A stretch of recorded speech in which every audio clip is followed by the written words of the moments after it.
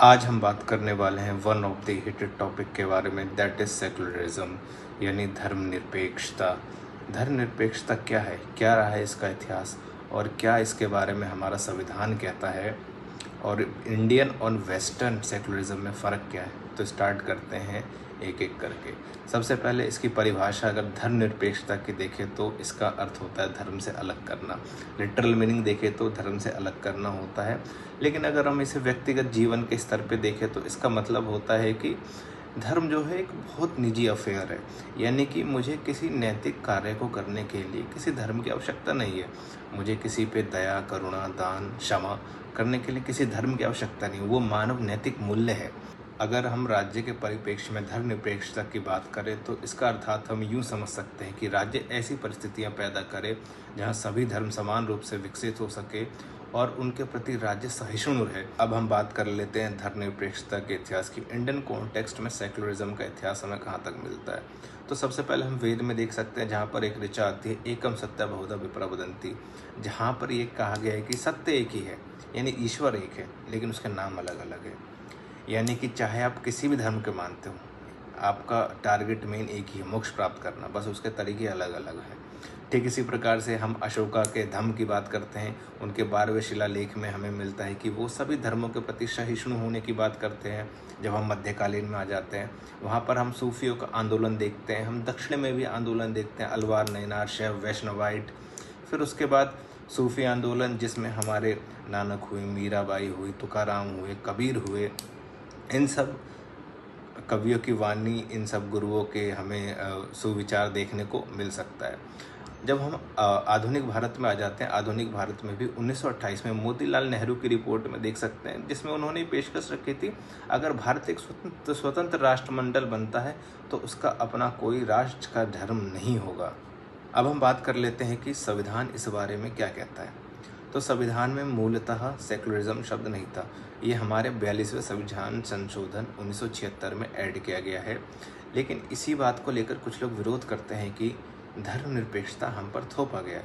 लेकिन उसी संविधान में ये भी लिखा है, आर्टिकल्स जो कि पहले से ही संविधान जब बना था उस टाइम से ही है, बहुत से आर्टिकल्स ऐसे हैं जो सेकुलरिज्म को सपोर्ट करते हैं।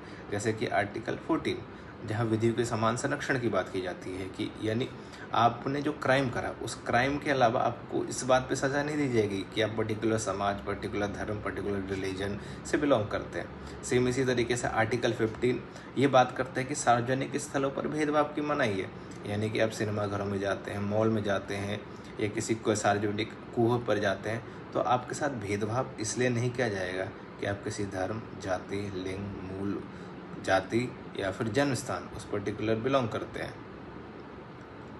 इसी तरीके से आर्टिकल 16, जब हम आर्टिकल 16 की बात करते हैं तो वो लोक नियोजन की बात करता है कि आपको लोक नियोजन सिर्फ इसलिए रोका जाएगा क्योंकि आप पर्टिकुलर धर्म से बिलोंग करते हैं, यानी कि राज्य हमारा धर्मनिरपेक्षता को सपोर्ट करता है। सबसे इम्पोर्टेंट आर्टिकल 25 जो धार्मिक अंतःकरण की बात करता है, यानी कि आपको धर्म मानने, धर्म अंतःकरण करने और उन्हें प्रचार करने की स्वतंत्रता देता है। आर्टिकल 26 भी कहता है कि आप चाहे तो अपने धार्मिक रिलेटेड, आर्टिकल 26 भी कहता है अगर आप चाहे तो अपना धार्मिक इंस्टीट्यूशंस बना सकते हैं।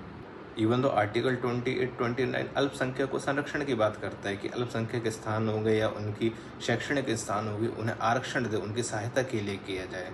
अब हम बात कर लेते हैं what is difference between Indian model of secularism and western model of secularism. Western model of secularism ये कहता है कि state and religion both are separate entities. राज्य और धर्म दोनों अलग अलग है। राज्य धर्म के मामले में हस्तक्षेप नहीं करेगा और धर्म राज्य के मामले में हस्तक्षेप नहीं करेगा। लेकिन उसी जगह भारत में हम देखें तो यहाँ पॉजिटिव सेकुलरिज्म है, यानी कि हम तब तक कोई हस्तक्षेप नहीं करेंगे जब तक धर्म में कोई कुरीतियाँ नहीं आती, पाखंड नहीं आता, अंधविश्वास नहीं आता। लाइक जैसे सती है, सती एक कुरीति टाइप है, पर्दा प्रथा है, देन हम तब उसमें हस्तक्षेप करेंगे।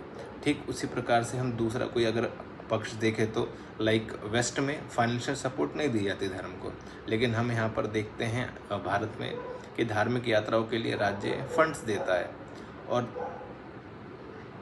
एक और अंतर हम देखें तो वेस्ट में कोई भी पॉलिसी धर्म को देखकर नहीं बनाई जाती है। सामान्यतः यही ट्रेंड देखा गया है, लेकिन हम इंडिया में देखते हैं कि धर्म को पक्ष में रखकर हमारे यहाँ पॉलिसीज़ बनती है। उदाहरण के लिए हम वक्फ बोर्ड देख सकते हैं।